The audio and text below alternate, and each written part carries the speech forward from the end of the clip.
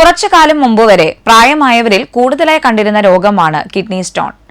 പുതിയ കാലത്തെ ജീവിത ശൈലിയും ജോലികളുടെ സ്വഭാവവും മാറിയതോടെ കിഡ്നി സ്റ്റോൺ പോലുള്ള അസുഖങ്ങൾ 20കളിലും 30കളിലുമൊക്കെ ആളുകളെ തേടിയെത്താൻ തുടങ്ങി.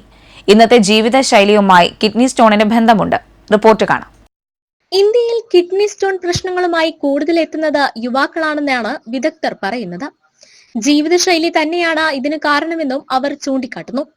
രാത്രിയെന്നോ പകലെന്നോ ഇല്ലാതെ കുടിക്കുന്ന സോഫ്റ്റ് ഡ്രിങ്കുകൾ, ചായ, കാപ്പി എന്നിവയെല്ലാം മൂത്രത്തിന്റെ സാന്ദ്രത വർദ്ധിപ്പിക്കുന്നതിനും കല്ല് രൂപപ്പെടാനുള്ള സാധ്യത വർദ്ധിപ്പിക്കുന്നതിനും കാരണമാകുന്നു.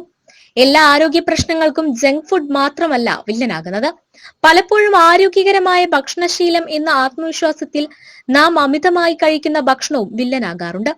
ഹെൽത്തി ഫുഡ് എന്ന് വിശ്വസിക്കുന്ന ചീര, ബീട്രൂട്ട്, ബദാം, മധുരക്കിഴങ്ങ് എന്നിവയെല്ലാം ധാരാളം ഓക്സലേറ്റ് അടങ്ങിയിട്ടുണ്ട്.